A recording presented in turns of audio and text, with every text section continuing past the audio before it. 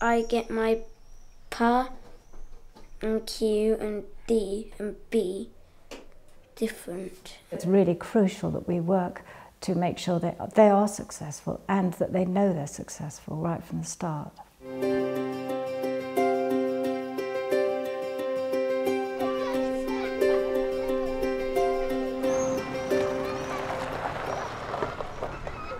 My name's Kate Bodle and I'm lucky enough to come and work at UELM School a couple of sessions a week, working with children who have dyslexia.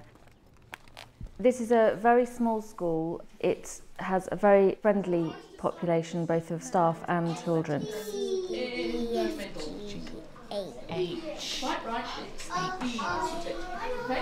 UELM is a Church of England school in a very rural part of Oxfordshire. It's the oldest school in the country still operating from its original buildings. At first sight, this is a very unusual school. It's in a beautiful setting, but it's not that unusual professionally and in terms of what the children experience. It's a regular school.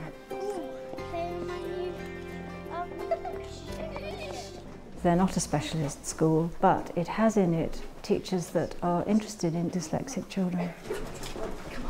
Since I've been working here, the staff here have become very interested in working with dyslexic children, and there are plans to do some more formal training in the coming year. But teachers at UELM already teach in a way that is accessible for children with dyslexia. In this programme, we will be looking at a number of the multisensory methods they use, including the use of fuzzy boards and wooden alphabets, and the practice of writing on children's backs to help them memorise their letter shapes. Right, this is the work that we did the other week. We will also be looking at the help that colour-tinted glasses give to some children, and the importance of teaching continuous cursive handwriting. About 5% of the children that we would have in a normal class will have quite serious dyslexic problems, and they will need more intensive help. A further 5% show some dyslexic characteristics. And at UELM, the teachers are on the lookout for the telltale signs of dyslexia from the first day a child enters the reception class. If I was looking at children in a reception foundation class, I would be particularly looking out for children who have difficulties with organisation, for children who are not remembering sequences, so perhaps aren't remembering the days of the week, for example. And you're looking for children who can't find their way around the school, are very disorientated when trying to find resources in the classroom, still can't get themselves dressed, so still putting their shoes on first and then not being able to get their trousers on. Obviously, when children are doing their writing, they have kind of key characteristics that show through in their writing. We find one of the telltale signs is that children find it very difficult to retain information. They have a serious difficulty remembering those shapes, remembering the sounds, hearing the differences in the sounds of words, being able to sound out a simple word even. S. At UELM, the knowledge that several children in every class are likely to be affected by dyslexia informs their teaching practice. Using a fuzzy board with this dyslexic pupil uses his sense of touch to reinforce his learning. That's it, no. Up.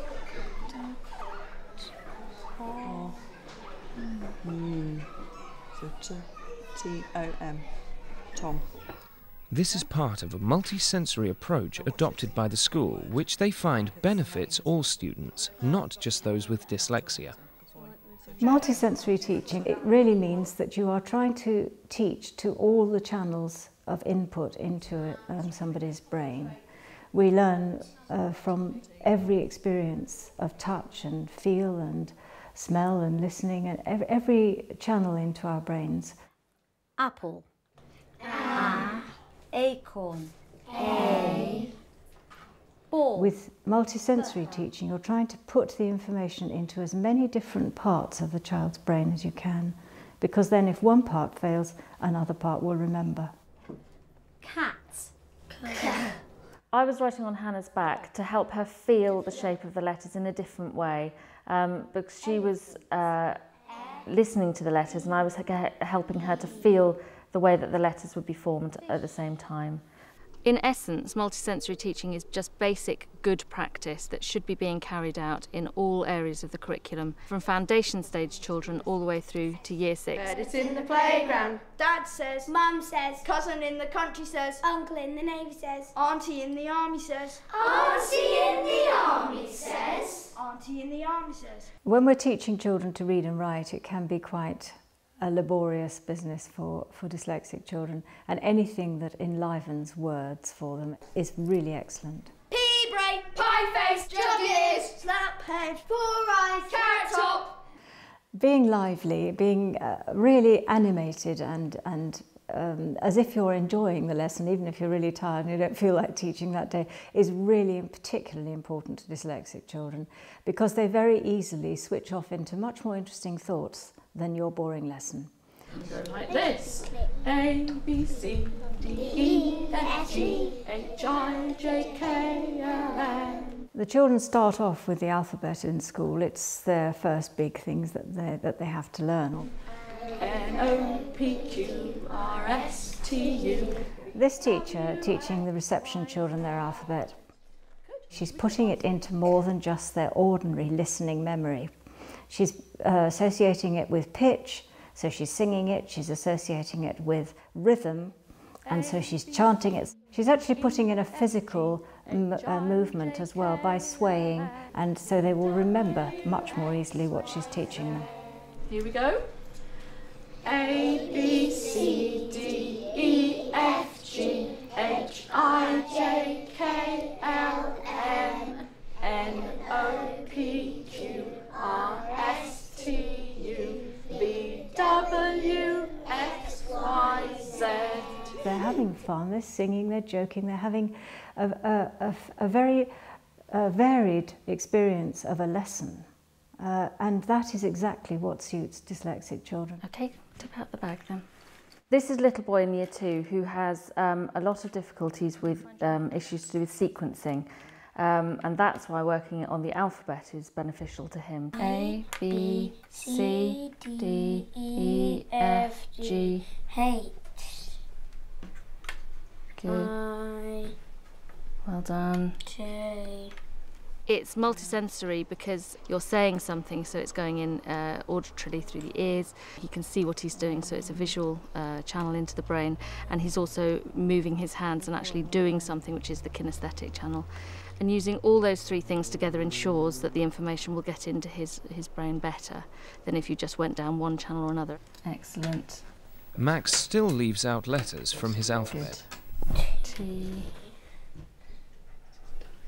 W, O, P, Q, R, S, T. U. Well done. U. But Kate skillfully steers him to spot his own mistakes. It's still in the bag. As this little boy puts out his letters, he's uncertain sometimes not only of the order of the letters, but also their orientation and their height above the line or below the line. And the G needs to go down, well done, and there's another letter that hangs below the line. Brilliant, well done. So I'm going to give you 4 letters. I want you to repeat them back to me, and then you can get them out, okay? You ready? Brains in. C, F, O, W. C, F, O, W. Get them out in order.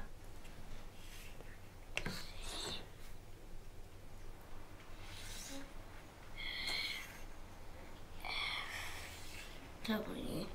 Brilliant. When Max makes mistakes, Kate does not immediately correct him. The reason I don't chase him every single step of the way is because he would lose self-esteem very quickly if I did that. So I'm trying to improve his self-esteem, but then we go back and look at it together and make a few changes afterwards. D, K, Q, I, Y. Good boy. The extra help Max has received from Kate has certainly boosted his self-esteem. Q, Y. Good boy. I finished off my work today and it's on the wall. It says Max right there. That's how much writing I've done. And Kate helped me a lot. To have got to this point in his writing has taken him a huge amount of effort, much more so than it would have done a child who doesn't have dyslexic difficulties. But using these these multisensory approaches has just made all the difference to him. Right, this is the work that we did the other week on your rainbow Kate has had a stones. specialist training in teaching children with dyslexia. New work. She uses a range of techniques to reinforce specific elements of their reading, writing and spelling. One word at a time. She's found that for children with dyslexia, overlearning is essential. C-I-D-D.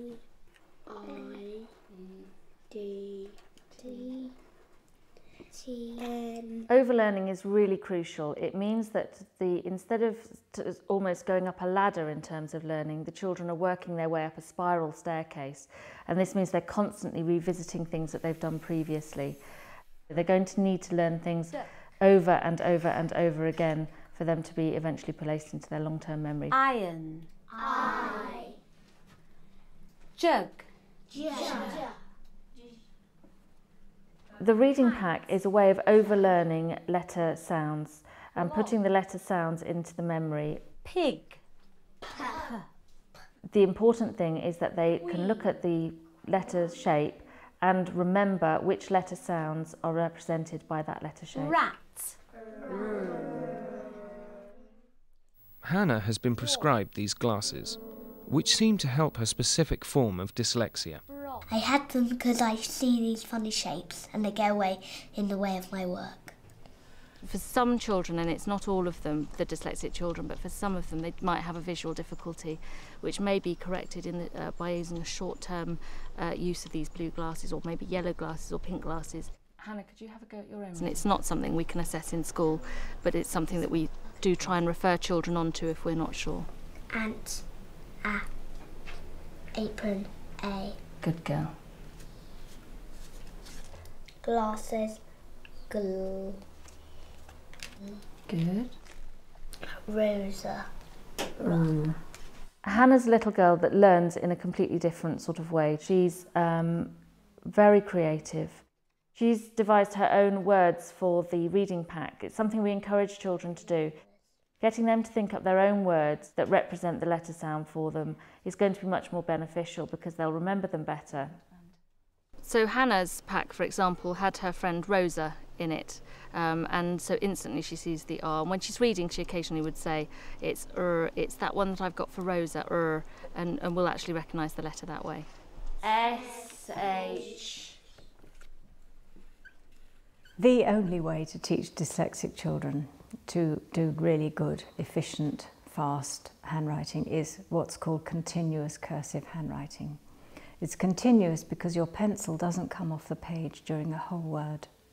Once they've started writing a word in continuous cursive handwriting, it is a motor skill that actually enables them to finish the word off. Their hand helps them to remember how to finish the word off.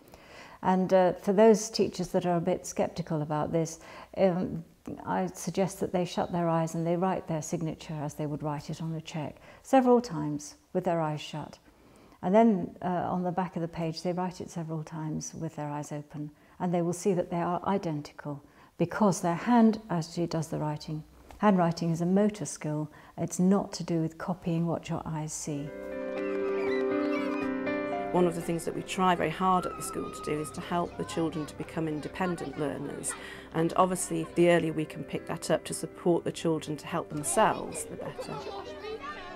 If you can get children believing in themselves, knowing what they're good and bad at, knowing how to learn, knowing how to approach tasks, you've got children who are going to be successful for the rest of their education and probably the rest of their lives.